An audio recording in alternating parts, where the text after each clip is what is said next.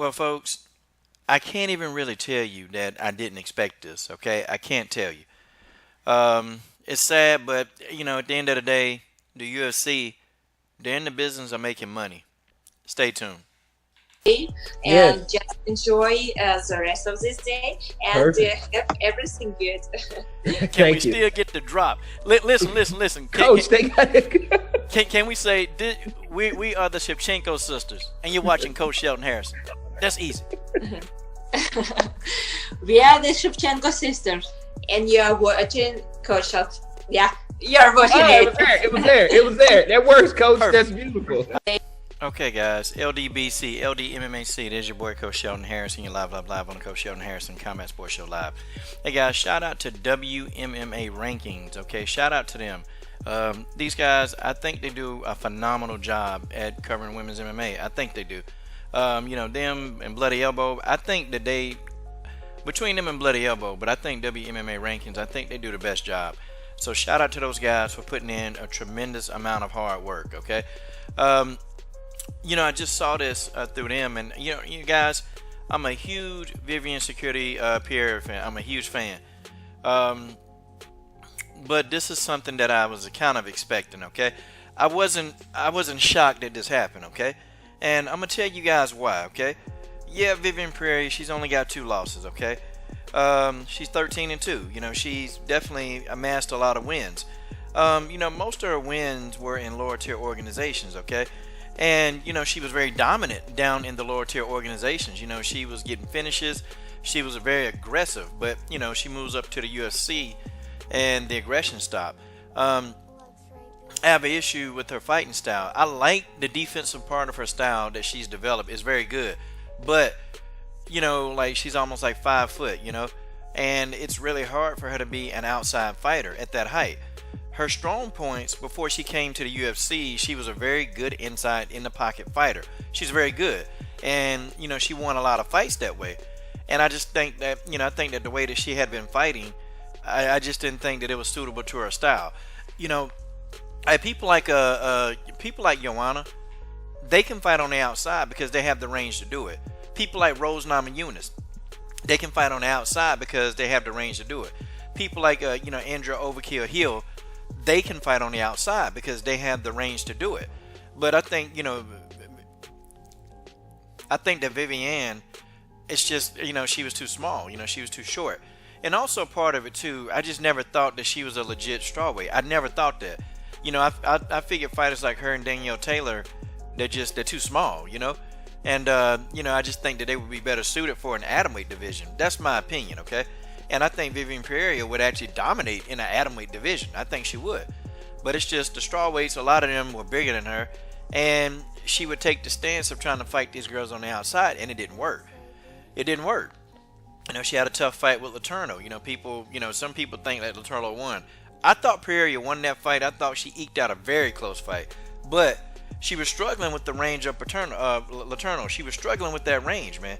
And it was hard for her to deal with it at times. But, she finally managed to get herself together in that fight and actually, pull out the victory. But it was a tough victory. And then Tatiana Suarez completely just went in there and annihilated her. No, Suarez wasn't able to finish Perry, but Tatiana Suarez, I'm talking about, she went in and she completely annihilated Vivane Pereira. Okay? And then this last fighter, this Chinese fighter, just went in and just picked Viviane apart. And I'm like, dang, So people had a blueprint. Like, they had a blueprint on how to deal with her. Like, people started cutting off the octagon because she liked to move. They started cutting off the octagon. And basically that's it, because Vivane Pereira had no answers, She didn't like to let her hands go. She just didn't like to do it, which that kind of bothered me a little bit too. Like, I'm like, dang, you're a good fighter. It's just she never put her skills on display. And part of it too, I think it was the weight thing. But the other part is just, you just can't be a 5 foot, one fighter and you think that you're going to fight on the outside against these 5'5" and 5'6" fighters like Tatiana. It's not going to work. They're going to win. The taller fighter, most of the time with a good jab, they're going to win that matchup because they don't have to try to get in on the inside. They're going to fight you from the outside and just win a bunch of rounds. So, hopefully, I don't know, where were Vivane Pereira? I mean, most of the time when people get cut from the UFC, they go back down to Invicta, And I don't think Vivane Pereira has had a bad relationship with the company. It's a business decision. In the UFC they cut, man. They got to cut overhead because they're bringing in new fighters almost every week, so they got to cut overhead.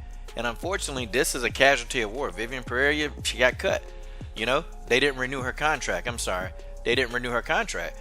Like I think that Vivane Pereira, when she lost to Tatiana Suarez, they gave her a fight that on paper she was supposed to win. And I think after they gave her that fight, and she lost against, I think her name was Jianan. I can't remember the Asian woman. I think when she lost that fight, it's sort of like they kind of just like, nope, we're not gonna make any more fights or book any more fights with Vivane Pereira. And this ought to be a lesson to a lot of people, man. The UFC, they're really in the business of making money and putting on good shows. And if you fight like fights where the fights are just ridiculously like boring, and see, me, I'm a fan of pugilism.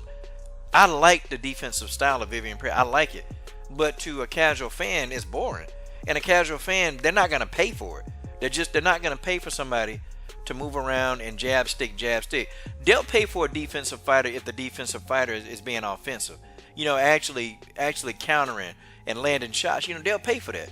But nobody's going to pay for a person that's going to pot shot, and not make it somewhat entertaining. It's not going to do it, okay? I love Vivane Pereira to death. I mean, she's an awesome fighter. But I was always critical of that part of her game. Like, girl, come on. You can't be this. You can't be that height and then, try to, deal with people on the outside. It's like oil and water. It don't mix. It just don't mix. I just thought Vivane Pereira never really utilized her full potential. But hopefully, she'll, definitely, do the Invicta tour duty, get in there, get some quality wins, and then maybe they bring her back. Who knows? But, we'll see. This is, it's bad news, but, the show goes on. This is your boy, Coach Shelton Harris, and I'm down. What are you waiting on? Subscribe to the best women's MMA platform on YouTube.